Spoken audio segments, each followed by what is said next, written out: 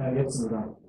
그러니까 그 요세대 기념사역이에요. 그 다음에 느헤미야, 그 다음에 초대교회 제자를 쓰는 것 제가 봤는데요. 먼저 그 문화명령을 아까 땅에 주신 하나님이 만민에게 주신 평등한 토지사용권 사상이고 담겨 있어요. 하나님이 천지를 창조하셨다는 거. 그래서 천지를 창조하신 하나님이 바로 천지의 주라는 의미가 이 안에 내포되어 있죠. 그 땅이 혼돈하고 공허하다. 혼돈은 물과 물, 땅과 바다가 분리되지 않은 섞여 있는 상태. 공허는 인간을 비롯한 생물이 없는 상태로 이렇게 이해가 됩니다. 근데 노아 시대 홍수 사건은 땅을 혼돈하고 공허한 천지창조 이전 상태로 되돌린 사건이라고 볼 수 있죠. 물과 물이 분리되지 않고 섞이면서 인간을 비롯한 동물이 이제 없는 생물이 그런 상태, 혼돈과 공허의 상태로 되돌린 사건이죠. 그래서 하나님은 한마디로 땅을 창조하실 수도 있고 또한 땅을 창조 전의 상태로 되돌릴 수도 있는 것이다. 그러니까 하나님은 땅을 주이신 것이죠.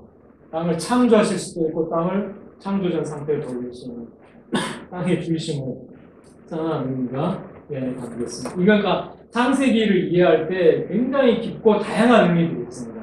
그 중에 하나를 내가 지금 평균직관의 차원에서 지금 좀 일반적인 설명을 드리는 겁니다. 이 의미만 있는 게 아니에요. 굉장히 심오한 다른 의미들도 있는데 그 다음에 이제 그 문화명령 아까 제가 말씀드린 그것입니다. 여기 보면 하나님이 자기 형상과 붉은 글씨로 그러니까 하나님의 형상대로 사람을 창조하셨죠. 그 다음에 땅을 정복하라고 명령하셨어요. 그래서 하나님의 형상이라는 것은 고대 이집트와 메소포타미아에서 신의 형상은 왕을 가리킵니다. 그래서 사람이 하나님의 형상으로 창조되었다는 것은 모든 사람이 왕같이 존귀한 존재고 따라서 평등한 존재. 그러니까 고귀하게, 왕처럼 고귀하게 평등한 존재라는 의미가 여기 담겨 있어요. 만민의 평등 사상이 있죠. 이게 북한 사회주의의 평등과 다른 게 뭡니까? 북한 사회주의 인민은 당과 그러니까 수령 아래 아주 그러니까 하향적으로 비천하게 평등하죠. 그렇죠? 수령이 제일 최고이고, 근데 성경에서는 모든 인간이 왕이라는 거예요. 고귀하게 평등한 겁니다. 이게 달라요. 그 다음에 땅을 정복하라, 이건 땅을 경작하라는 의미라는 거. 그게 그 뒤에 나오는 그 본문들을 통해서 땅을 갈 사람, 그것을 경작하며 그 땅을 갈게, 뭐 이게 이제 경작이라는 의미가 이게 그다음 알 수 있는 것이죠. 하나님 모든 사람에게 땅을 정복하라, 경작하라고 하신 명령은 하나님이 모든 사람에게 토지를 사용할 권리를 주셨다는 것을 전제해만 수행될 수 있어요. 그러니까 누구에게는 땅의 사용권을 주시고 누구에게는 땅의 사용권을 안 주시면서 하나님이 모든 사람에게 땅을 정복하라, 경작하라 이걸 복된 명령으로 주셨다고 이해하는 게 불가능한 것이죠. 그렇죠? 이 명령을 수행하려면 모든 사람에게 하나님께서 땅의 사용권을 주셨다는 걸 전제해야만 이 명령을 이해할 수 있는 것이고 또 복된 명령으로 이해할 수 있는 것이죠. 그리고 그러면 여기서 그러니까 하나님의 형상에서 만민의 평등 사상이 그리고 땅을 정복하라 해서 만민의 토지 사용권 사상이 도출되니까 이 둘을 합하면 뭡니까? 만민의 평등한 토지 사용권 사상 이 둘을 결합하면 이게 되는 것이죠. 근데 한마디로 이런 겁니다. 하나님께서는 사람을 창조하실 때 또 오고 오는 세대에 우리 모든 인류를 이렇게 창조하실 때 누구에겐 땅을 주고 누구에겐 땅을 안 주고 이렇게 창조 안 하셨다는 거예요. 그리고 누구에게는 많은 땅을 주고 누구에게는 땅을 조금밖에 안 주고 이렇게 하나님 의도하지 않으셨다는 거예요. 하나님께서는 모든 사람에게 평등하게 토지 사용권을 주셨다는 거예요. 이게. 그래서 이걸 우리 시대에 적용하면 압구정동의 부동산 부자의 집에서 태어난 아기나 행당동의 철거민 마을에서 태어난 아기나 하나님께서는 평등하게 토지 사용권을 주셨다는 겁니다. 브라질의 엄청난 대지주의 집에서 태어난 아기나 땅이 한 평도 없는 그 소장농의 집에서 태어난 아기나 태어나면서부터 하나님은 평등하게 토지권을 주셨다는 겁니다. 그것이 바로 여기에 담겨 있는 의미입니다.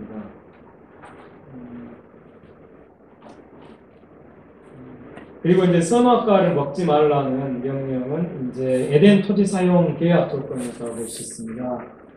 자, 좀 넘기시면 2페이지 셋째 줄에 이 제한 조건은 에덴 동산의 지주는 사람이 아니라 하나님임을 이제 의미합니다. 만약 아담과 하와가 에덴 동산의 지주였다면 그들에게는 어떤 제한 조건도 있을 수 없었을 겁니다. 이 조건은 하나님이 에덴 동산의 유일한 지주이시며 사람은 하나님으로부터 에덴 동산의 사용권을 받은 차지인에 불과하다는 사실을 드러냅니다.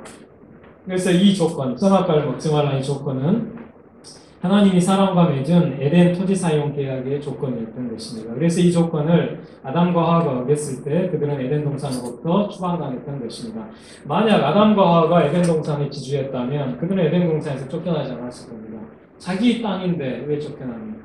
그러니까 이 선악과 금지 명령은, 먹지 말라는 명령은 하나님이 에덴 동산의 유일한 지주이시고 사람은 에덴 동산의 주가 아니다. 그걸 의미하는 것이 그 안에 내포되어 있어요. 그 다음에 뱀이 사람을 이제 뺄 때 하나님과 같이 돼요. 이게 이제 본질입니다.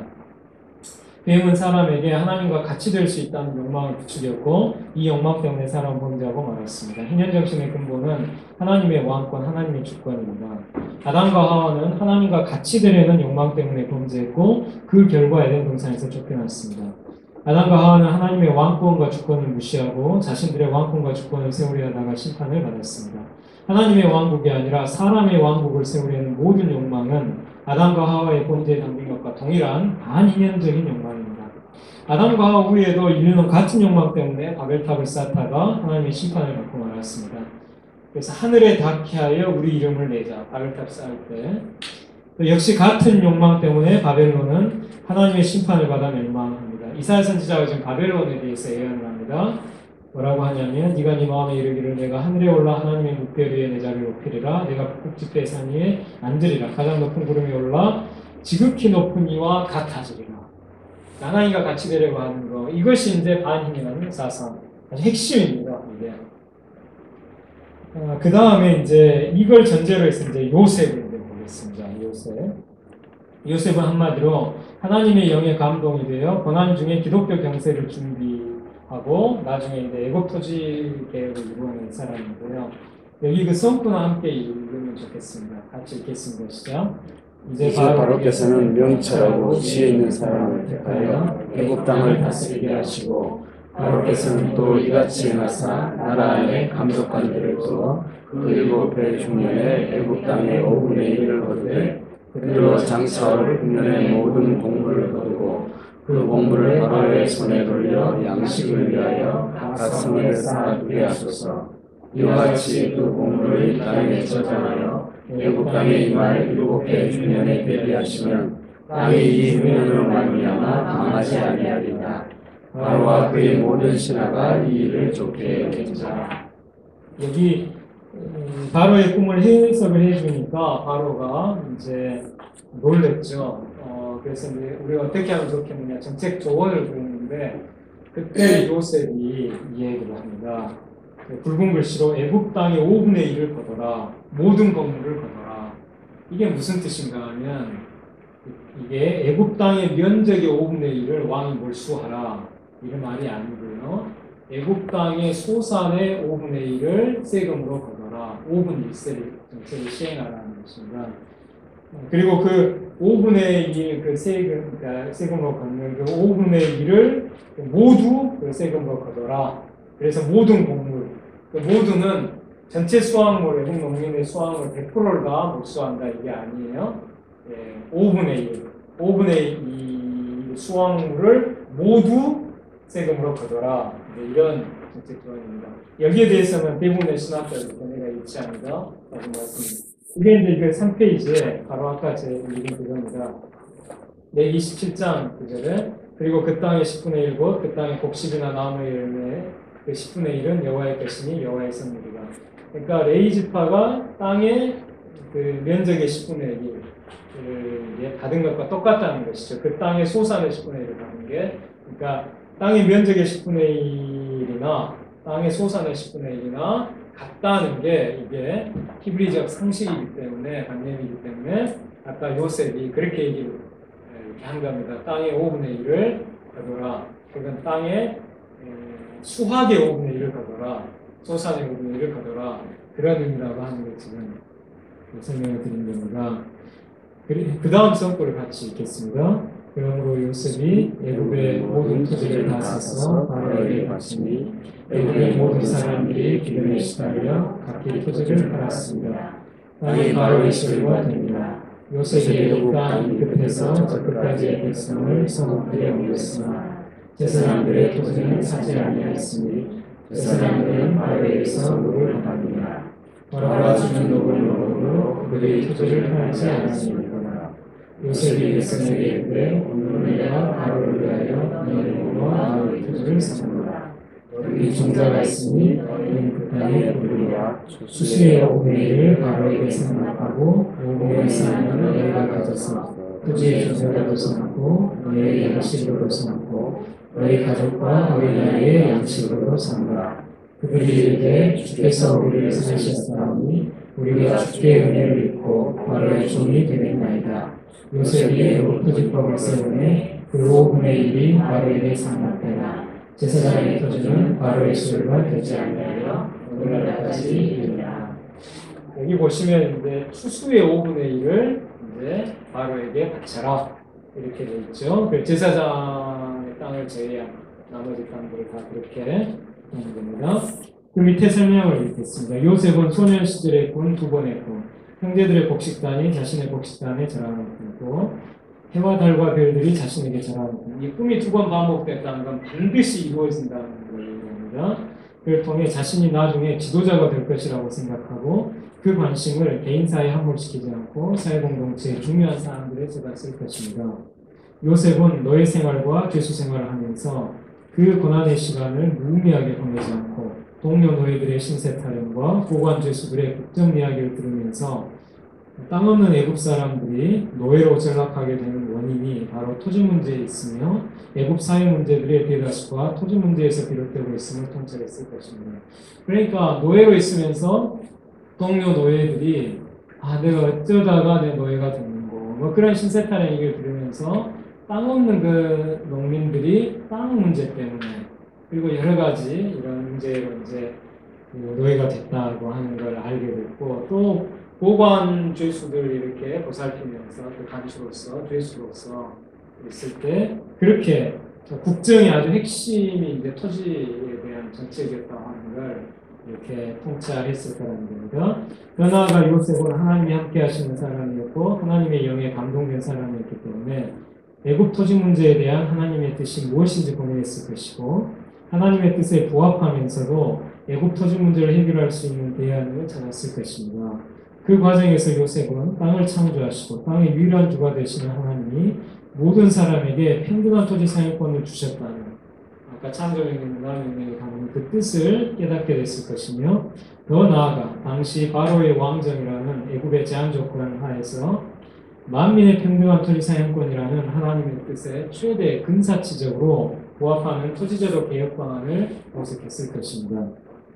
그래서 요셉은 장차 올 흉년기를 대비한 국난 극복책으로 흉년기에 5분 1세를 제한 실시해서 흉년기 수확의 5분의 1을 세금으로 징수해서 제출했습니다. 7년 흉년, 그 다음에 7년 풍년, 그 다음에 7년 흉년이 지금 꿈을 통해서 예언이 됐죠.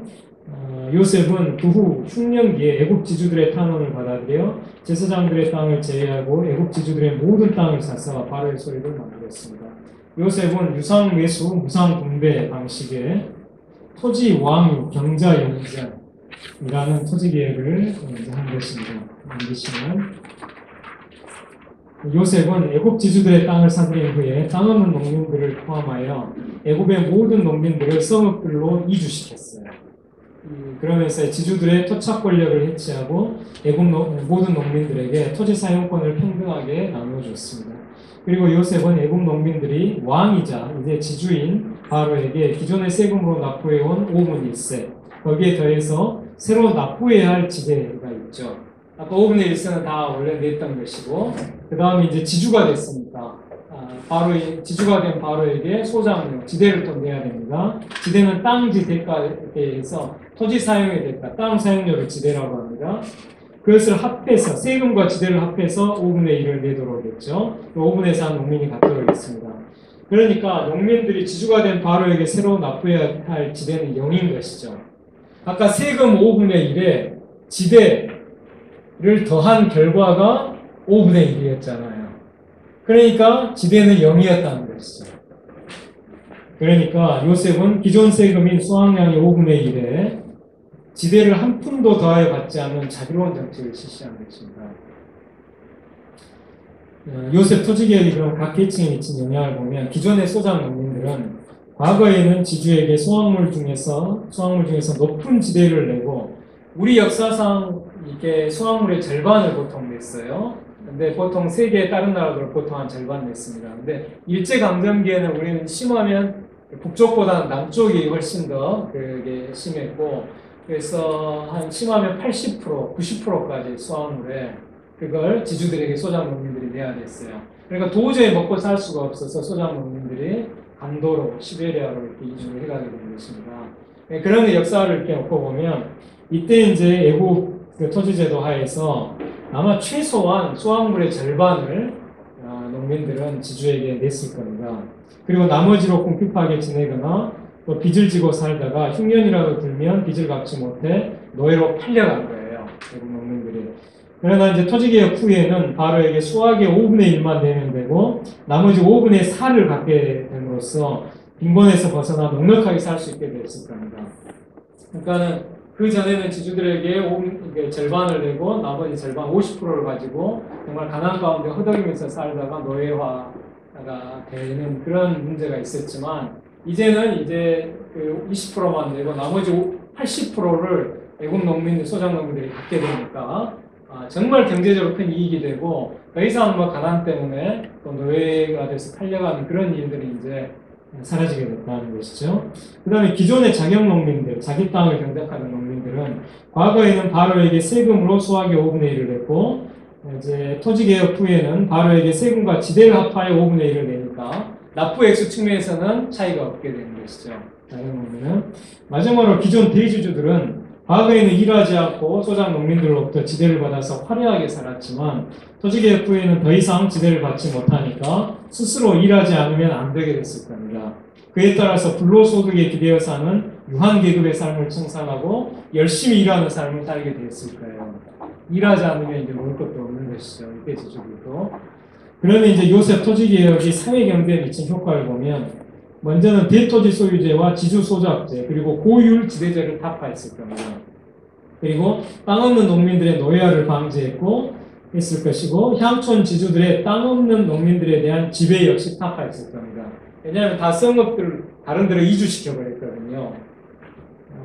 그래서 자기 그 고장에서 권력자들이 더 이상 권력 행사하지 못하게 원천적으로 그렇게 만들어 버린 겁니다. 생산 인센티브 효과에 의해서 생산력이 발전했겠죠. 왜냐하면 땅 없는 농민들도 이제 일하면 이제 50%에서 이제는 80% 엄청난 그걸 받으니까 열심히 일하면 일할수록 자기에게 더 많은 몫이 돌아가니까 열심히 일했을 것이고 기존 대지주들은 과거에는 정말 놀면서 지냈지만 이제는 열심히 일하지 않으면 안 되니까 열심히 일했을 거예요. 대지주들도. 그러니까 생산 인센티브 효과에 의해서 생산력이 당연히 발전했겠죠. 그래서 경제 성장이 이루어졌을 것이고 또한 분배 정의도 동시에 지금 달성이 되는 것이죠. 그래서 사회 불평등이 타파되면서 사회 공동체가 화합하고 국가가 강성하게 됐을 겁니다. 그러면 이 요셉 토지개혁의 의미는 뭔가? 요셉은 하나님을 믿지 않는 이방 사회인 애굽에서 흉년이라는 국난을 슬기롭게 활용해서 만민의 평등한 토지 사용권이라는 창세기의 경제 원리를 애굽 상황에 맞게 적용하여 실현시킨 것이죠. 그래서 애굽의 사회 문제를 해결하고 애굽 사회를 개혁한 겁니다. 그러니까 만민의 평등한 토지 사용권 이 경제 원리를 애굽 상황에 맞게 적용 실현했다는 겁니다. 그 토지 그러니까 그때 애굽이 왕정이었잖아요. 그러니까 왕정이라는 역사적 제한 조건 하에서 최대 근사치적으로 만민의 평등한 토지 사용권이라는 하나님의 뜻, 그 원칙을 실현시켜냈다는 것입니다.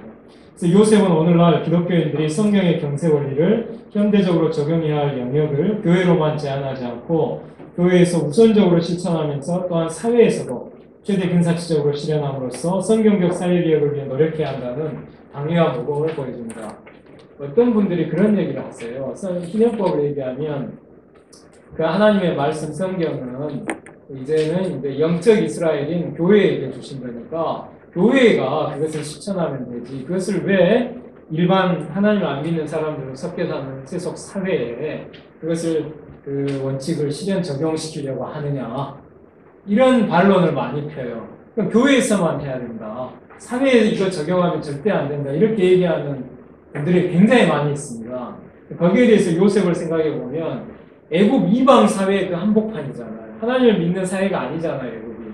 그 사회에서 요셉이 창세기의 그 경세 원리, 만민의 평등한 토지 사용권이라고 하는 그 경세 원리를 그 애굽 사회, 이방 사회, 세속 사회 한복판에 실현시켜내지 않습니까?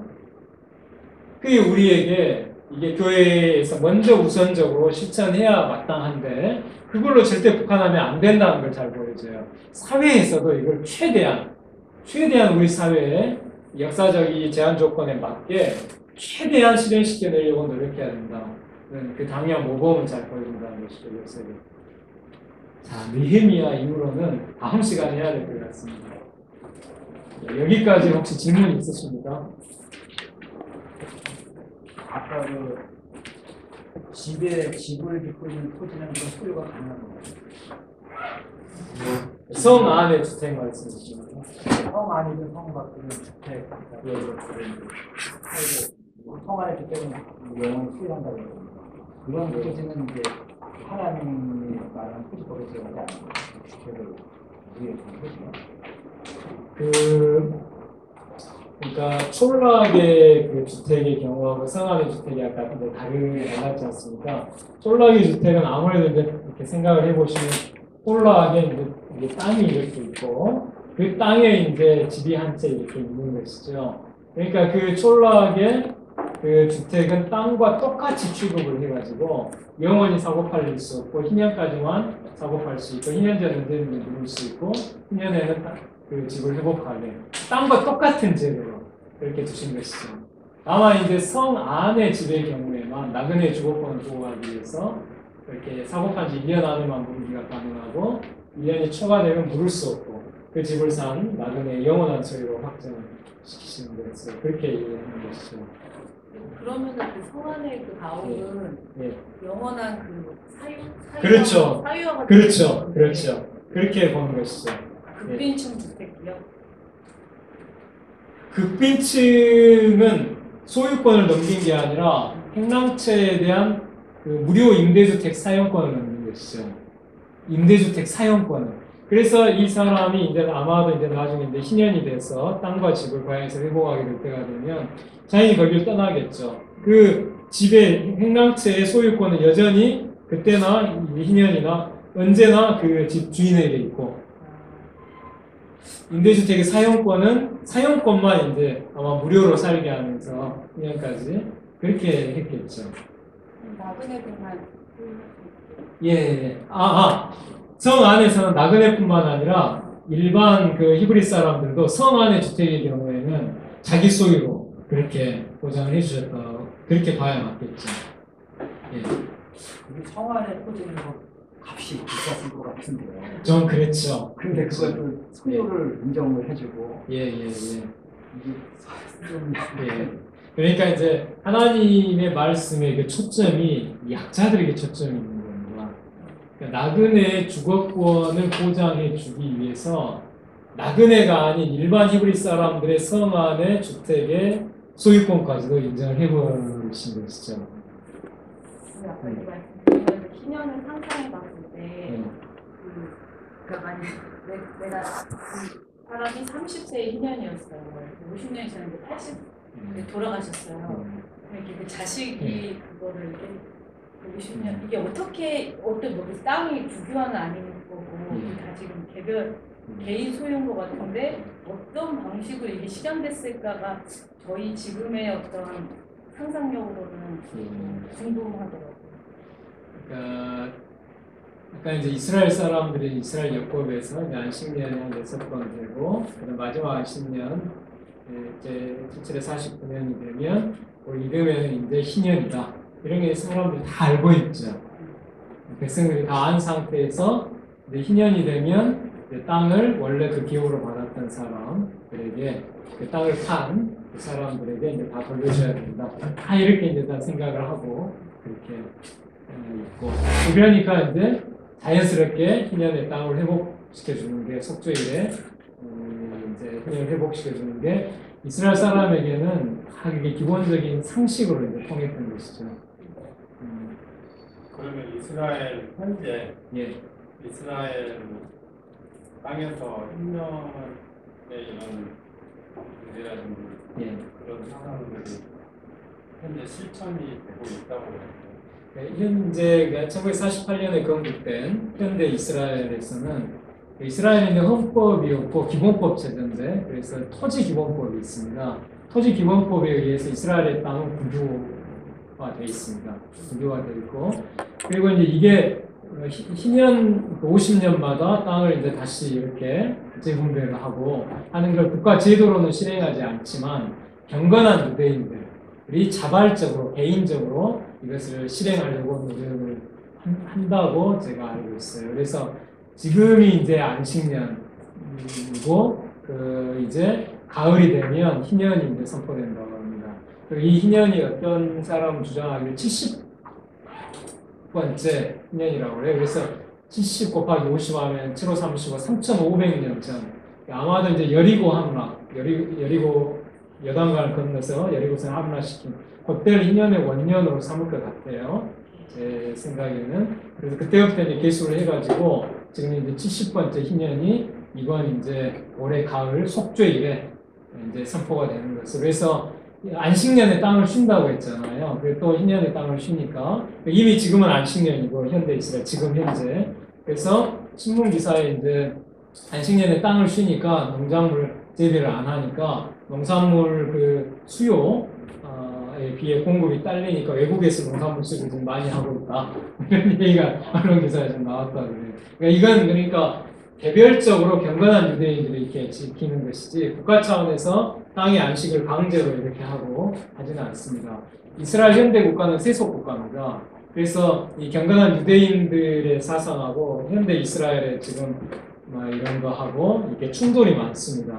그래서 팔레스타인 사람들에게 압제한다든가 여러 가지 이렇게 하는 것은 현대 세속 국가인 시오니스트들이 그렇게 하고 있는 것이지 경건한 유대인들은 그렇지 않아요. 그걸 좀 구분을 해야 됩니다. 그리고 이 토지는 7년마다 그 안식년이잖아요. 예. 근데 그 상인들은 토지를 토지를 아는 그 아까 나그네 가지고 이제 예. 해야 할 그런 상인들은 그런 게 없잖아요. 없습니다. 그러면 7년째 되는 해는 예.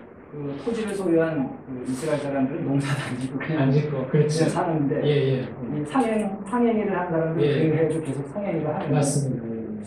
이게 나중에 가서는 상행일을 한 사람들은 그 안에 성 안에 있는 그 주택 토지를 포함한 주택도 소유할 수 있고 또 안식년에도 상행일을 할 수 있고 이게 빈부 격차가 이게 역전되지 않냐. 근데 이제 안식년 2년 전해에 이제 3년씩의 족한 소출을 이미 풍부하게 주셨잖아요.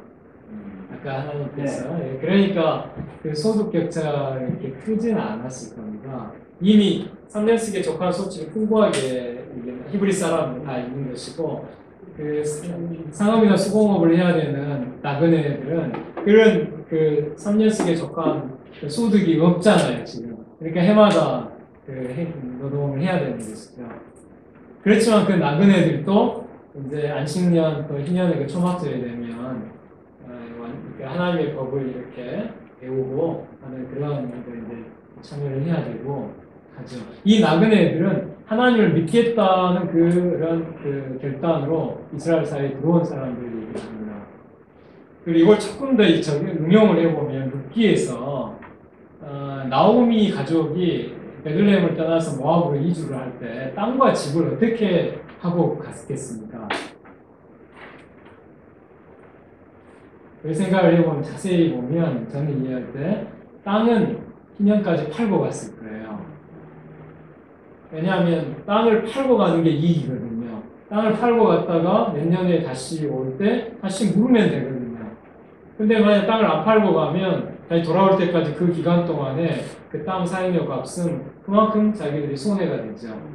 그래서 나오미 고백에서 내가 풍족한 중에 나갔다가 지금 빈손이 돼서 왔다 했을 때 그것은 자기 아들 둘 데리고 갔다가 아들 다 죽고 남편 죽고 왔다 이런 의미도 있지만 그 뒤에 그 룻이 이렇게 이렇게 이삭 죽기 하는 거 봐서는 영세민이었다는 걸 알 수가 있죠. 정말 경제적으로 궁핍했다는 의미입니다. 빈손이라는 의미가. 그러니까 이 풍족의 의미도 그러니까 땅을 팔았으니까 판 값을 가지고 풍족하게 나가는 것이죠. 그렇게 이해할 수 있는 것입니다. 근데 집에 대해서는 이 나오미와 룻이 베들레헴 성 안으로 들어가거든요.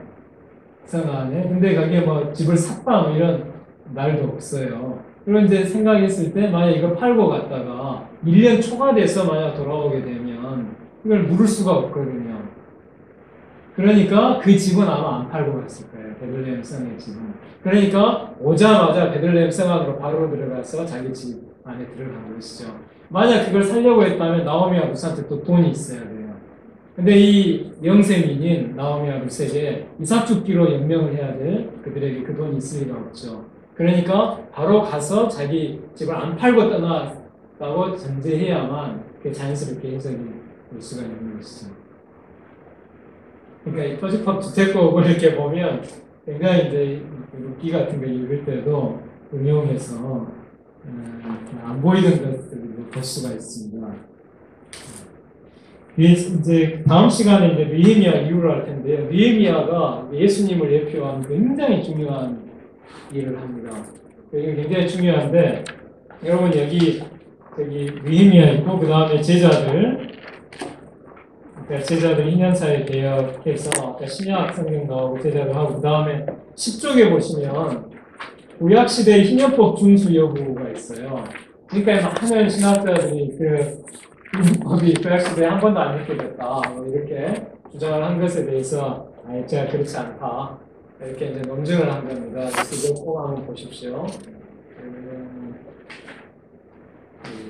그래서 이거 한번 다음 시간에 다 읽어오시면 제가 다음 시간에 강의를 하고 이거 말고 또 한 30페이지짜리 강의는 또 따로 있습니다. 또 다음 시간에 아주 빠르게 해가지고 어쨌든 다 이렇게 최대한 목표하는 끝내도록 이렇게 하겠습니다. 혹시 더 질문 없으십니까? 저는 예.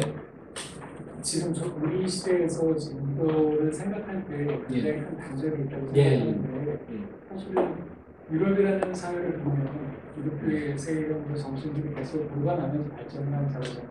그래서 결국은 지금 북유럽의 제도나 사회복지 시스템을 보게 되면 결국 이런 성경적인 모든 세계관들이 구체적으로 녹아나고 그들이 그 토벌라인이라는 배경 속에서 교육을 했던 것들을 국가가 그대로 가져가는 시스템으로 발전하게 되는데 사실은 전혀 새롭거나 한 것은 아니지만 우리 사회에서 적용할 때에는 너무나 거리가 있어서 그런 거지 이미 유럽에서는 그런 것들이 서로가 공유되고 그러면서 결국 뭐 높은 세금이 있으나 기꺼이 내고 하는 그 기본에는 결국 이런 사상을 서로 공유하고 있는 그것들을 계속 발전시켜 나가는 거 아니었나라고 인식을 하고 있거든요. 그런 측면에서 참 우리와의 거리는 너무나 크다라는 걸 느낄 수가 없게 그렇게 이해를 하고 있습니다. 분명히 이제 그 부끄러워파의 사회민주주의는 이게 기독교와 이렇게 결합돼가지고 그런 꽃을 이제 피웠습니다. 역사적으로 분명히 그렇습니다. 그런데 한국을 보면 한국 개신교도하고 카톨릭교도 성경을 보면 수를 합하면은 1,200만 그래서 많게 잡으면 1,500만까지 잡을 수가 있습니다. 남한 사회에 거의 한 3분의 1, 4분의 1 인구가 기독교인이라고 볼 때 또 그리고 오피니언 리더에 속하는 계층은 이 비율이 훨씬 더 높습니다. 국회의원들 가운데 천주교, 개신교 합해서 기독교인 비율이 거의 절반에 육박합니다. 그리고 이제 강남 경우는 이 부동산 부자들이 많이 사는 강남의 경우도 역시 그 정도로 비율이 높거든요. 기독교인 비율이. 여기서 이제 보면 제가 생각할 때 이 희년의 말씀이 정확하게 혼잡하지 않고 순정하게 이렇게 선포만 되고 하면 그러면 이제 우리 사회의 가능성이 높다 이렇게 됩니다. 가장 큰 문제는 희년의 말씀이 말씀 그대로 가르쳐지지 않는 데 문제가 있는 것이죠. 그러니까 여기에는 굉장히 심각한 이유가 있습니다. 그래서 신학교에서 신학생들이 희년을 대부분 배우지 못합니다. 또 가르치더라도, 꼭 일부 가르치더라도, 아까 희년은 한 번도 실행되지 않은 이상법에 불과하니까, 그것도 또 교회가 아니라 사회에 이렇게 실현하려고 하는 것은 결코 해서는 안 된다라고까지 가르쳐요. 그러니까 그런 가르침을 받은 신학생들이 나와서 교회에서 이제 설교를 할 때 당연히 배운 대로 가르치게 되는 것이죠. 그런데 그런 좀 문제가 있습니다. 그러나 이제 지금까지 배천덕 신부님도 수십 년간 이 말씀을 하셨고, 저 같은 사람들도 또 저희 단체에서도 이런 게 계속 꾸준히 해왔고, 예수원을 방문하는 손님이 한 해에 10,000명이 넘거든요. 예수원에서 이걸 계속 얘기를 합니다. 그런데 저 같아도 이걸 거의 한 500회에서 1,000회 정도 지금까지 강의를 한 것 같아요. 그리고 저만 아니라 다른 이제 사역자들도 이런 걸 계속 해왔기 때문에 제가 생각할 때 이 이야기를 들은 사람 비율도 지금 꽤 됩니다.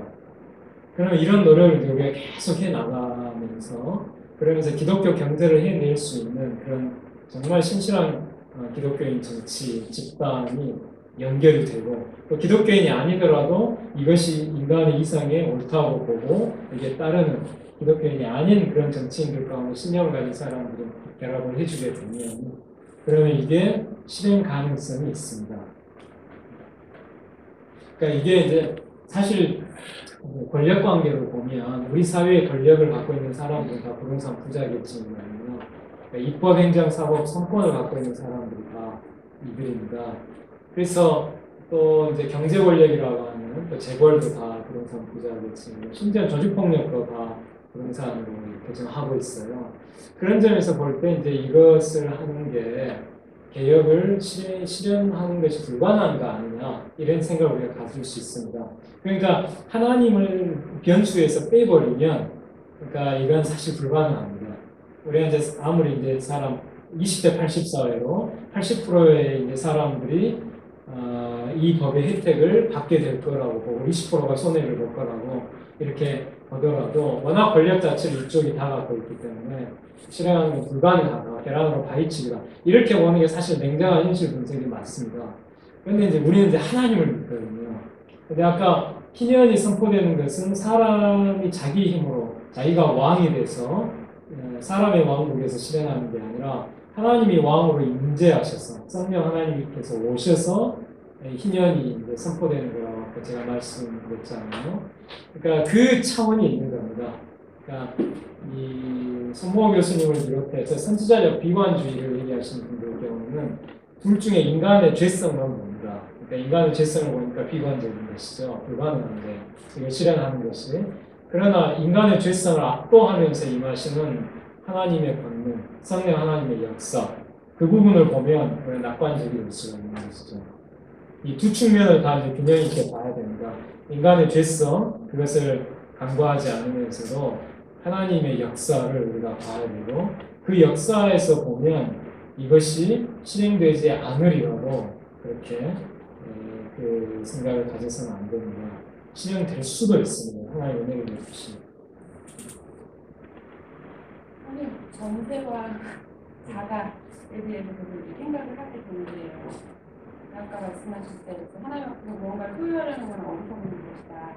근데 우리나라에도 주택 어디서 살지 않을 수 없으니까 그 상황을 보면 전세의 세입자들은 계속해서 이제 불공평하게 많은 해를 받으니까 정말 치여가면서 살 수밖에 없는 상황인데, 근데 그렇다고 해서 계속 전세를 할 수 있느냐? 전세도 그 정도 금액으로는 또 내년에는 월세로 받게 되는 이런 상황이, 물론 이제 낙관적으로 우리나라도 할 수 있다는 생각이 들지만, 이럴 때 좀 지혜롭게 작은 집을 사주는 게 어떨까라는 생각이 들기도 하고, 그리고 실질적으로 이제 지방에 내려가면은 전세보다는 집을 사야 되는 경우가 훨씬 많더라고요. 오히려 전세집을 구하려는 게 어려운 건데, 그렇다면 이제 원칙을 생각을 해서 그렇게 할 것인지 아니면 지혜롭게 생각해서 내가 집을 소유하고 있다면 그만큼 내가 가지고 있는 것에 맞게 베풀면서 네. 그것을 내가 이제 악용하거나 이제 남한테 보이지 않게 하는 게 더 좋을지. 예. 그러니까 그 성경은 아까 신현주택법의 원칙은 이제 만민 주거권입니다. 그래서 모든 사람, 모든 가족이 안정적으로 집에 거주할 수 있게. 그게 이제 핵심이고요. 그 아래에서 이제 집을 사는 수 있느냐, 사도 되느냐의 문제는 저는 살 수 있다고 봅니다. 거기는 그리스도인의 자유가 있어요. 그리고 성경은 철저하게 신현주택법에서는 자기 가족이 사는 그 집 한 채에 대한 철저한 권리를 보장해 줍니다. 그걸 보장하기 위해서 희년에 쫄라하게 주택을 이렇게 회복하고 또 2년 전이라도 근종의 무릎이나 스스로의 무릎을 물을 수 있고 하는 것은 그 가족 목재, 그 집에 대한 권리를 철저하게 보장해 주는 권리가 있거든요. 그런 점에서 집을 사도 좋고 또 지금 전세나 월세로 살아도 괜찮습니다. 그건 자유로운 것입니다. 근데 이제 다만 우리가 초점을 맞춰야 되는 건 전월세 가격이 너무 폭등을 해서 세입자 서민 한국에 800만 명이에요. 800만 가구 그리고 2천만 명이 좀 더 넘습니다. 근데 이분들이 그런 전월세 가격의 폭등으로 고통당하지 않게 하는 그러한 정책이 함께 이루어지는 것이 만민 주거권 원칙을 우리 시대에 실현한 보다 본질적인 것이 되는 것이겠죠. 근데 그때 제가 생각하는 이게 뭐 다음 시간에 조금 얘기가 되긴 하겠지만 미리 그냥 지금 얘기를 하겠습니다. 그러니까 제가 생각할 때는 전월세 인상을 상한 이제 도입이 시급합니다. 그러니까 전세와 월세를 인상하는 비율을 제한을 해야 돼요. 그래서 지금 얘기하는 게 3년에 10% 상한으로 이렇게 더 이상 오르지 못하게 법으로 묶어버리자는 것이죠. 강제로. 그렇게 되면 지금은 보통 한 3년 기준으로 보면 한 20% 그 이상으로 이렇게 폭등을 해왔거든요. 그러면 세입자 서민들이 보다 더 이렇게 숨 돌릴 수 있게 되겠죠. 그리고 또 계약갱신 자동 청구권을 이제 세입자에게 2번 부여를 하는 것이죠.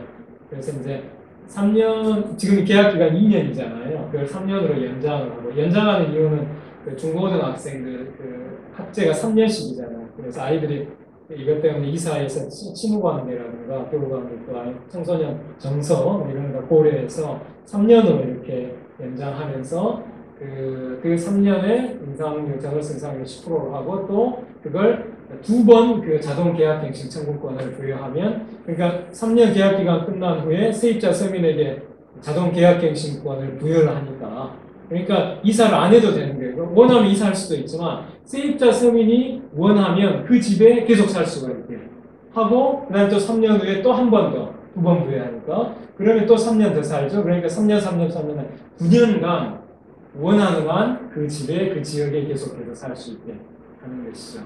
우리나라 세입자 서민의 이사 그 기간 평균 거주 기간이 3.4년인가 뭐 이렇게 돼요. 근데 이제 독일이 12.4년인가 하긴 12년 됩니다. 독일이 왜 이렇게 세입자 서민이 단기간 살 수 있는가?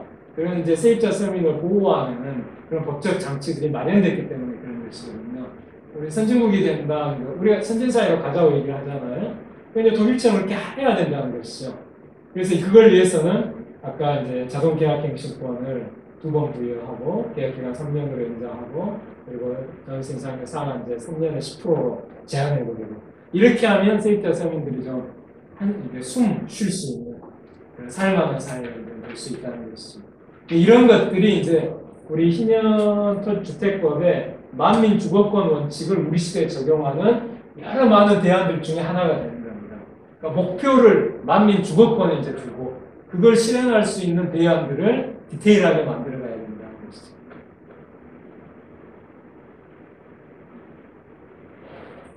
예, 시간 혹시 더 없으시죠? 보시면 제가 오늘 마무리 기도하고 진행하겠습니다. 하나님 아버지 감사합니다. 오늘 레위기 25장과 신명기 15장의 희년과 안식년의 말씀을 여기에 참석하신 분들과 이렇게 나누었습니다. 희년과 안식년에 담긴 하나님의 정의로우시고 그 자비로우신 그 뜻을 저희들이 깊이 생각하고 또 하나님께서 얼마나 가난한 사람들을 사랑하시는지를 깨닫고 또 하나님께서 얼마나 공의로우신지를 깨닫고 저희들이 이 시대에 하나님의 마음을 품고 가난한 사람들에게 안식년과 희년을 선포할 수 있게 주시옵소서. 성령 하나님께서 저희들에게 한량없이 임하셔서 저희들이 가난한 사람들에게 주의 은혜의 힘을 또한 선포할 수 있게 해 주시옵소서. 저희들이 이런 실천을 해나갈 때 주님께서 십자가에서 저희를 위해서 대신 값을 지불하시고 저희가 잃어버린 땅과 집과 자유와 가족을 회복시켜 주신 그 십자가의 은혜를 저희들이 깊이 생각하고 감사하는 마음으로 이런 희년과 안식년에 저희 놓고 자비로운 실천을 하게 해주시고 저희들의 이런 실천을 보고 가난한 사람들이 지식인과 청년들이 교회가 공의에 무관심하고 교회가 가난한 사람들의 문제에 무관심하는 것에 실망해서 교회를 떠난 그들이 다시 저희들의 이런 실천을 보고 하나님께서 얼마나 가난한 사람들을 사랑하시고 하나님께서 얼마나 공의로우신지를 깨닫고 다시 하나님께로 다시 교회로 돌아오는 역사가 이 땅과 전 세계 열방에서 일어날 수 있게 해 주시옵소서.